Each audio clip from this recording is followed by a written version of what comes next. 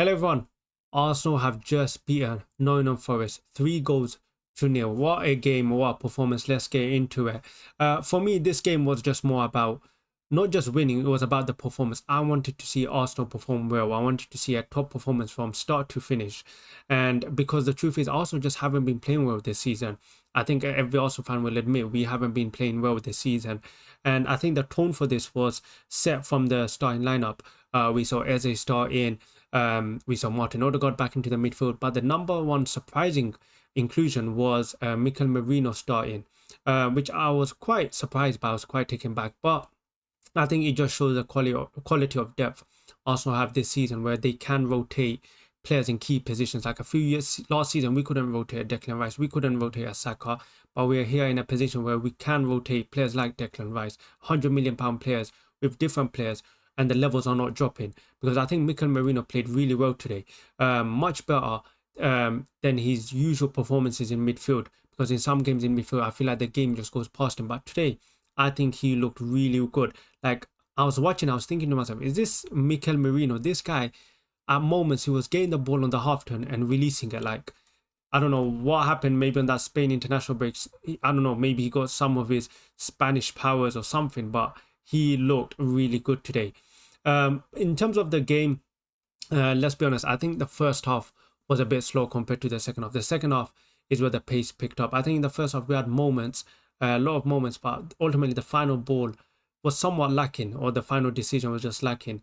I mean, all our bright moments came from either Madueke or Eze, but for me, most of the chances came from Madueke on that right hand side, who for me was brilliant.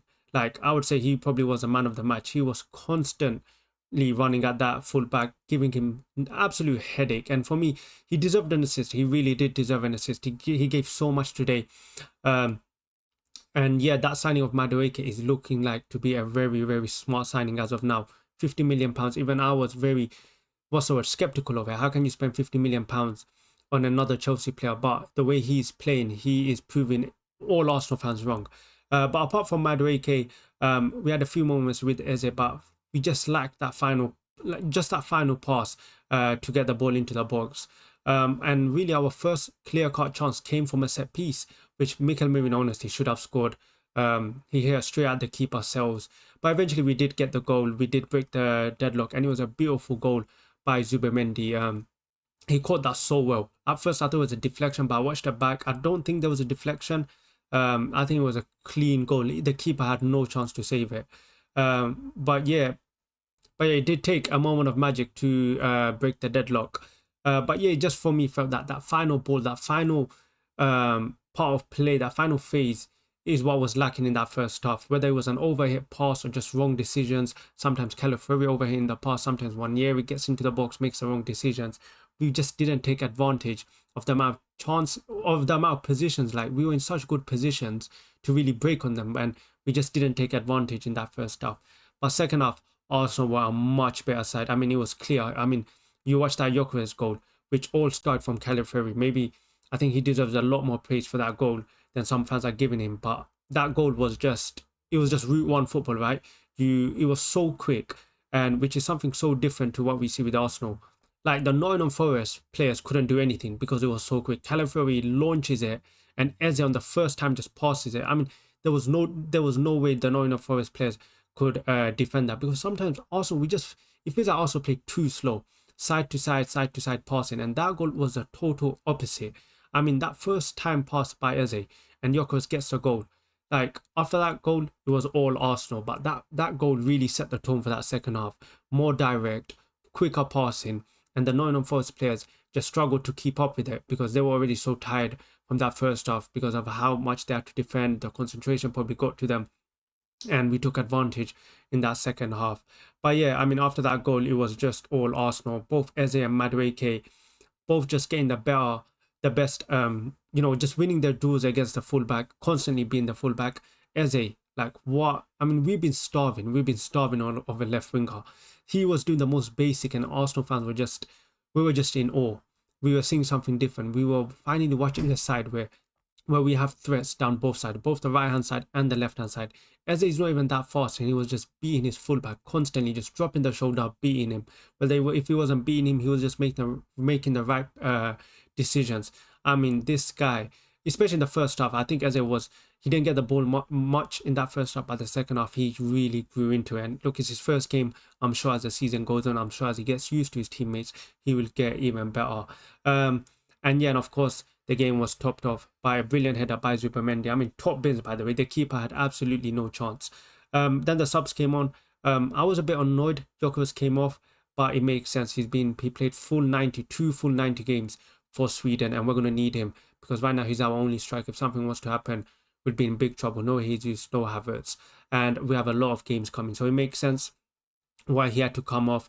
And you did see when he did come off, we missed that focal point. So even though there are people criticizing him for saying he's not getting involved in the game or for his lack of touches, you instantly saw when he came off, it felt like we were missing something at the top. Like there was at one point where I think Timber crossed it in and it was Declan Rice. But I think if Gyökeres was there instead of Declan Rice, it definitely would have been a goal. I did want to see more subs. I wanted to see something different because Trossard and Martinelli came on, but they came on for positions that, like, we've seen them play. Like we saw Trossard play on the left wing, we're seeing Martinelli on the right wing. Why didn't one of them come on as a striker? I would have loved to see maybe a Martinelli up front, do something different, a more pacey striker. Just something more different. But for me, look, the standout players was Mascara today. What a performance and what a signing. I don't know how much he cost, less than £20 million, but what a player, top player, and he looks so experienced there. He was so calm. He was today the ball playing centre back. He was the one that was setting the tone from the back.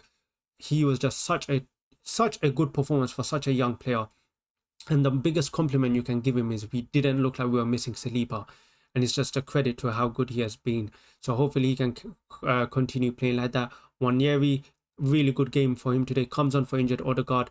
Another injury to Martin Odegaard. Another shoulder injury. Didn't look too well. Especially when he landed. You saw instantly he looked like he was in pain. So yeah, hopefully that doesn't affect him. I don't know if it was the same shoulder as it was in the Leeds game. I guess we'll find out. But I think it was probably one of his best performances in that midfield. Even though he didn't get any goals or assists, he just looked so good today.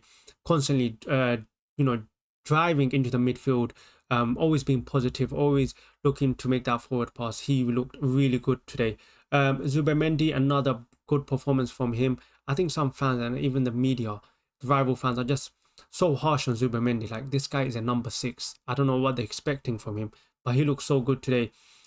So calm, defensively so good. He's so underrated how good he's defensively, and he got the 2 goals as well, especially that first goal. What a strike. And hopefully that relieves some pressure off him, and hopefully that shuts up some people about Zubimendi.